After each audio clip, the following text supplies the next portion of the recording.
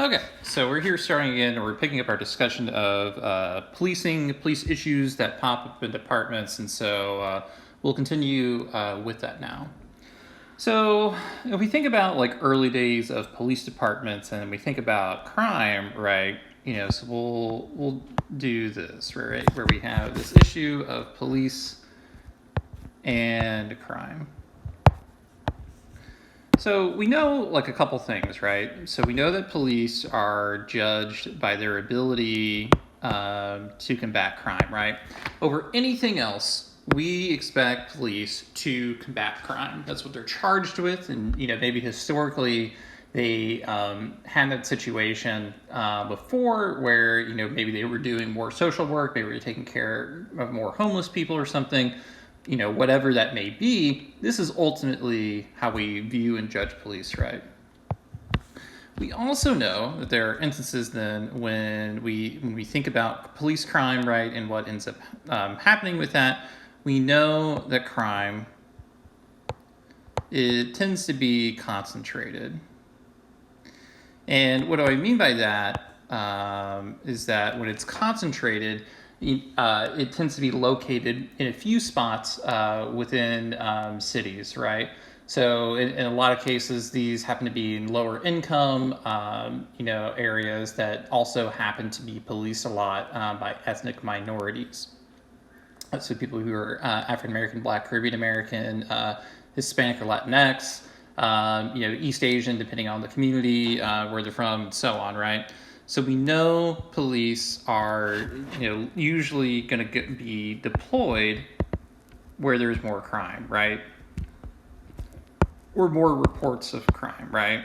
Or people are more reliant to do that. So when you're deployed into areas with more crime, right? If you're judged by your crime and you know that crime is concentrated in certain areas and they're deployed to certain areas, right? That's where police often show up, when they're being told, right? So, because the crime is like higher in certain areas or is lower in certain areas, it's not like an efficient use of your resources. You want to go where most of the action's going to be, right? So this creates like a little interesting problem then, is that oftentimes, right, especially in early days of policing, and still is true today, is that the police are mainly composed white people, or specifically white men. Now there are female officers, and there are more departments that have more representation from people who are from ethnic minority groups, but it's typically mainly white dudes, right? And when you're in like these areas, right, you are patrolled to areas, or you're deployed in areas where crime is high, and it's also high ethnic minority and poverty stricken areas, right? Not all areas, right? That's not true, because police do get deployed everywhere, right? That's not necessarily like what ends up happening in all the cases, right? But this is typically the pattern that we end up seeing, right? And because when we call police, right, we're calling them for big stuff usually, right? You'll get the one that's calling for the cat and maybe some, something stolen, right? But we're talking about, UCR, robbery, kind of high crimes, right? It's also, also areas where, maybe more prostitution's allowed. This is more areas where drugs are allowed. These are more areas where, kind of like these little sultry, gross public order, major crimes are often deployed, right? And this is a pattern that has existed for some time. So this isn't something new. This isn't something that, like it's just matriculated, or has just slowly popped up over time, right? Like this is something that we know is, related to having, like a real big instancy. That's not a word, but it's a real big deal, right? So what is the point of this, right? Why do we bring this up? Point being, right, is that this creates and details a history issue, right, where you have people who are poor. You have people that are of some ethnic minority. You have people who are policed by primarily white males.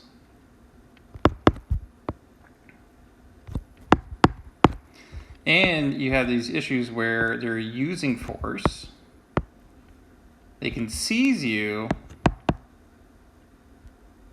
And, they have like this discretion to do it. And at the same point, right, is that because they are judged by crime reduction, really, or crime prevention, right, as well as your response, right, this creates this big box of animosity. And, hate, disrespect, loathing, perhaps, and some poor outcomes. So the issue is, right, that police, are charged in going into this, right? But if you can imagine for a second, right, let's imagine for a second that you are in an area that lives in high crime and you're witnessing and seeing police, right? You have this issue of where white male police officers show up to your community. They don't look, maybe don't look like you or your family, or they don't have the same experience as you do. They are probably jaded a little bit, or cynical, because, if you're an officer that's been around here for a while, you've seen stuff all around the block. You've seen a lot of negative feedback. You've seen a lot of negative interactions with folks. So the point we end up creating a problem is that these cynical police officers, and when they're often deployed in these areas that are high crime, potentially violent, right? Some officers have described it as a bit of a war zone of sorts, where they feel like, hey, anything could happen here. I'm going on patrol, and with actually like an influx then of like officers into these areas, right? Creating this war zone effect, puts officers on edge, because that's where you feel like something wrong is going to happen to you. You feel like you're going to be under attack. All of that creates a huge issue, right?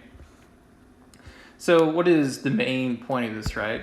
It's like, well, when you have like these repeated contacts of people, so if I'm an officer and I'm having this contact with a citizen and it's negative because I'm arresting them or arresting a friend or a family member or something like that. I only come when bad things are happening. Maybe I'm rude or disrespectful.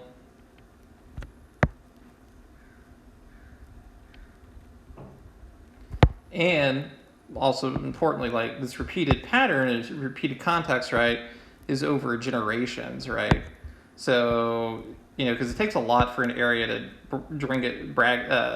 dig itself out of like a economic depression or to revitalize itself or something like that. And so when you keep having interactions that are poor, where people are arresting you or killing you or beating you up, or, you keep having these contacts, someone's a jerk, something like that, right? This creates a legitimacy crisis in the sense that the motives of the police, even if they are well-intentioned, that they're ordered and things like that, creates a bit of an issue, right? Because you're not seen as legitimate. Why should we respect you? You arrest and you harm other people that I know with, right? This creates a problem with police, right?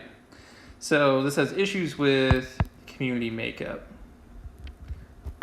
and the community relationship, because it really shouldn't be used to serve the interest of one group of society, right? It should be, this amalgamation of all aspects of the community in some different way, especially those areas that you often find yourself at, right? They probably get more say on the matter than other people do, right?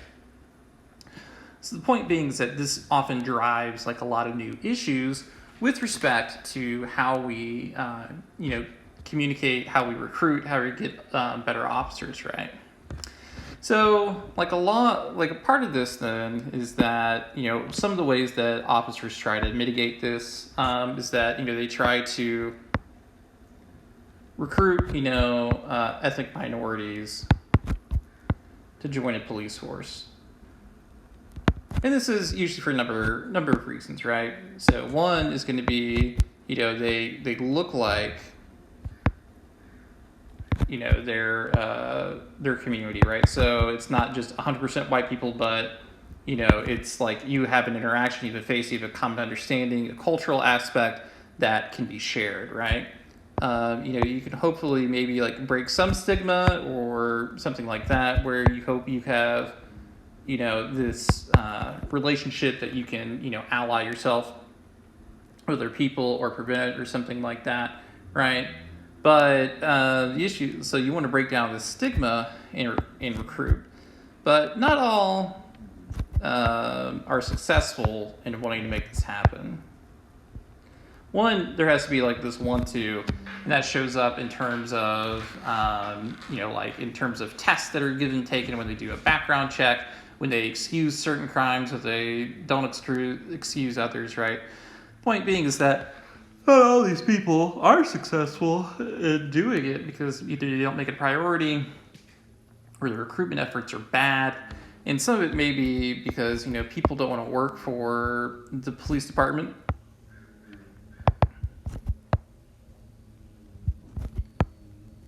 Or in another case, right, they just don't want to be police officers, or they, feel icky about working for one. It's in some ways, right, it's kind of a thankless job. Not all the time, but sometimes you can have that perception, right? Or, people are excluded for other reasons. So, it could be like if you have family ties to a criminal, right? Well, you can imagine, right? Like there's a, like a consequence that if you, let's say that you were you lived in an area that was high crime and you had family members who were involved with the criminal justice system, police department can use that as evidence of like you're allied with criminals, we don't want you here, right? One question, like when I like applied to police departments is like, imagine, a family member was a criminal. Could you arrest that person?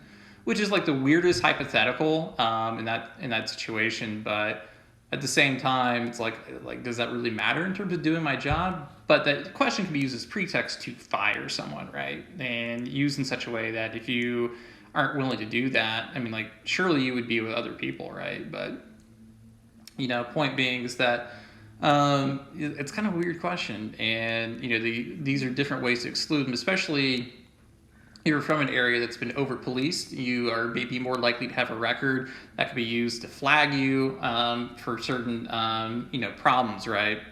So, it's kind of an issue then, is that even though the police have this history of over-policing certain areas, this issue of a long, jaded relationship with certain communities, they don't really do anything about it, it becomes harder to recruit a police department to be more reflective of the community.